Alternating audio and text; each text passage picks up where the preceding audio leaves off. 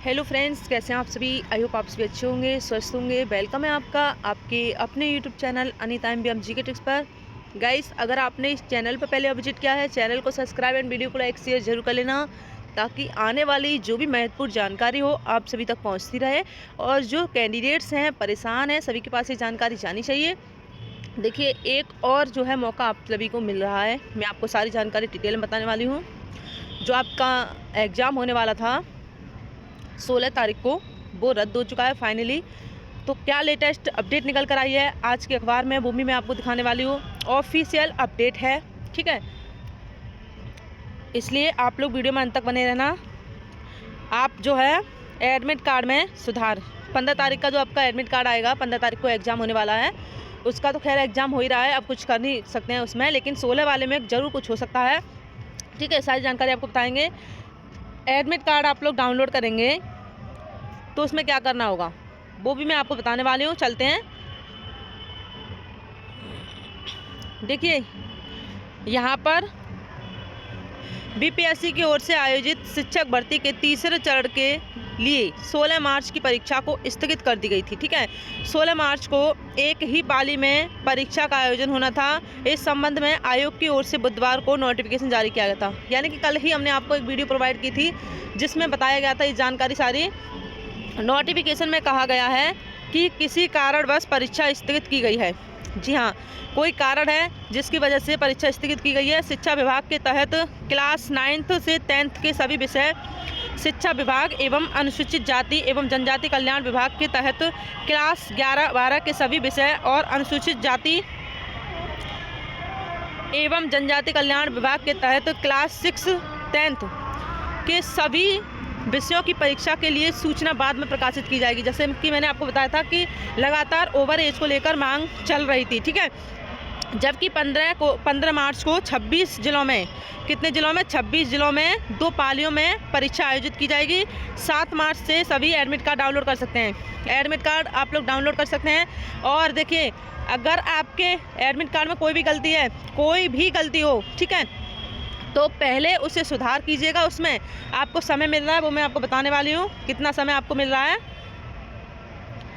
ठीक है। Admit card के लिए जारी निर्देश हैं। अभ्यर्थी अपना एडमिट कार्ड डाउनलोड करने से पहले पासपोर्ट साइज़ फ़ोटो अपलोड करेंगे। पहले क्या करेंगे, पासपोर्ट साइज़ फ़ोटो अपलोड करेंगे। इसके बाद अपने डैशबोर्ड में लॉगिन करेंगे, ठीक है। यदि किसी अभ्यर्थी के ऑनलाइन आवेदन में नाम, पिता का नाम एवं माता के नाम में त्रुटि हो तो प्रवेश पत्र डाउनलोड करने से पूर्व फोटोग्राफ अपलोड करते हुए अपना सही नाम, पिता का नाम, माता का नाम निर्धारित स्थान पर अंकित करेंगे। इसके बाद ही प्रवेश पत्र डाउनलोड होगा, ठीक है। ऐसा नहीं है कि आप डाउनलोड कर लें फिर बाद में कुछ भी नहीं होगा, ये ध्यान रखना।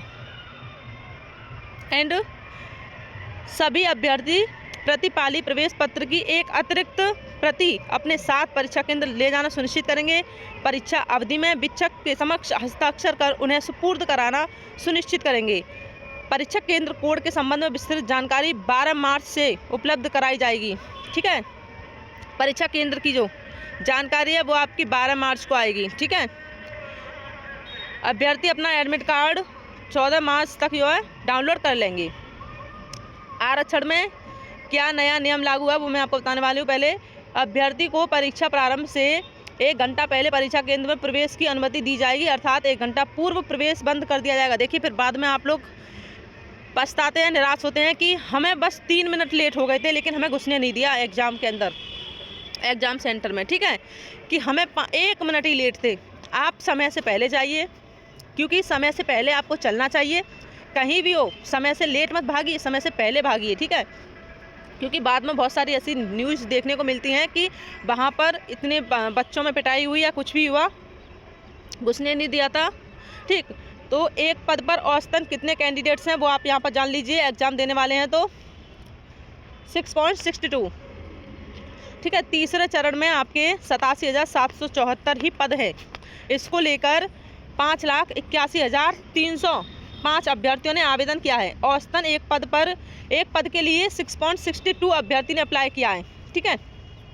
प्राथमिक में 28,026 पद के लिए 1,60,644। मध्य विद्यालय में आपके पद हैं 19,645। इसके लिए 2,01,000 2,13,940 ने आवेदन किया। देखिए सबसे ज़्यादा कंपटीशन आपका 6 to 8 में, ये याद रख लेना, कितने 6 to 8 में है।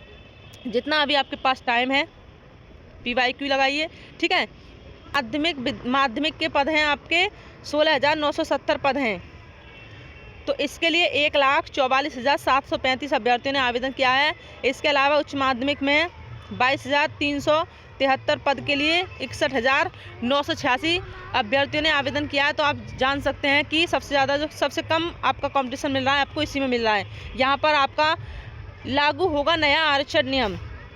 तो तीसरे चरण में नया आरक्षण सिस्टम लागू किया गया है। कुल मिलाकर आरक्षण का दायरा 75% हो गया है। सरकार ने बिहार में आरक्षण की सीमा 50% से बढ़ाकर जो है 65% कर दिया है। इसके अलावा स्वर्ण में आर्थिक रूप से कमज़ोर लोगों को पहले से मिलने वाला 10% आरक्षण आपको मिलता रहेगा।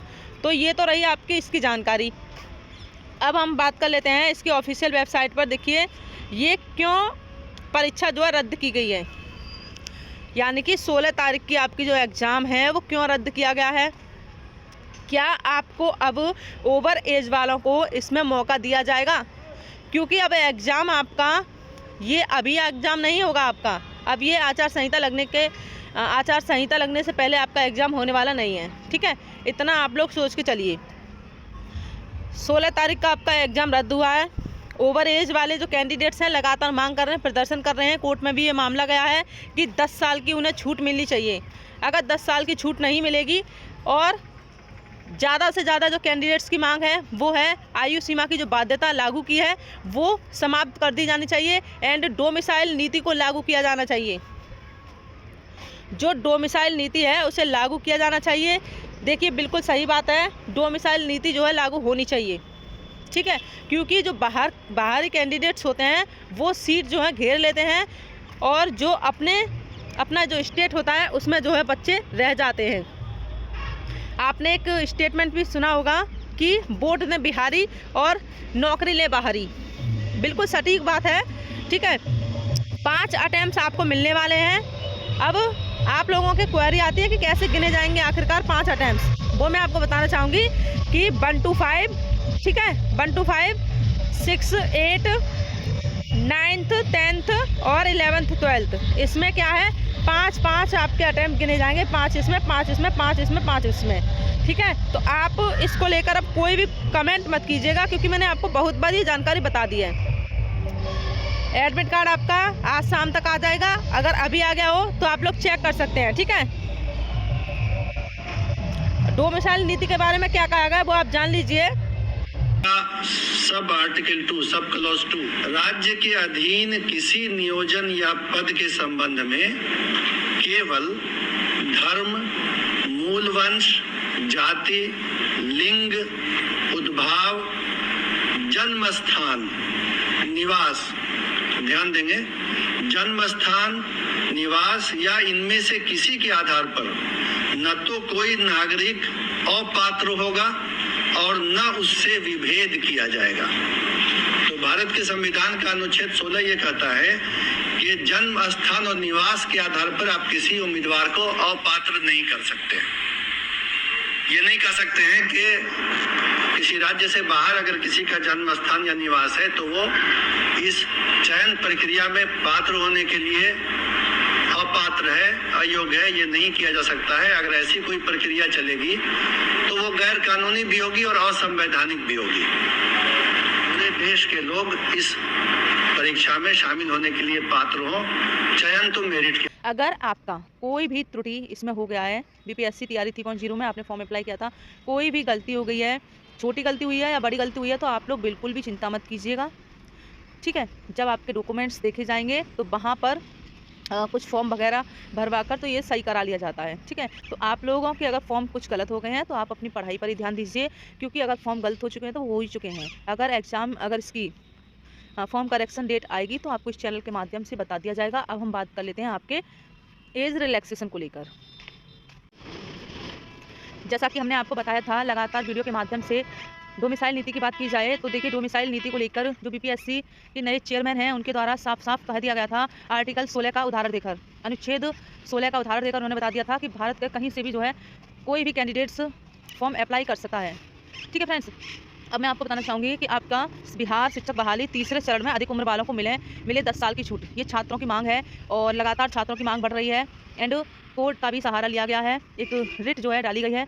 ठीक, जैसे ही हियरिंग होगी उसकी तो आपको उसकी भी अपडेट इस चैनल के माध्यम से बताई जाया करेगी। इसलिए जो आपकी आयु सीमा है उसमें छूट आपको मिलनी चाहिए और आप अकेले नहीं खड़े हुए हैं, ठीक है, सभी आपका साथ दे रहे हैं। आयु सीमा में छूट को लेकर बहुत सारे कैंडिडेट्स परेशान हैं। इस चीज़ को लेकर मैंने आपको बहुत सारे आप लोगों के कमेंट होते हैं वो जो मैं आपको इस वीडियो के माध्यम से कमेंट दिखाती हूँ, वो कहीं और वीडियो की कमेंट्स नहीं होती हैं, वो इसी जो आप लोगों के ही कमेंट्स होते हैं। तो इसको लेकर बहुत ज़्यादा परेशान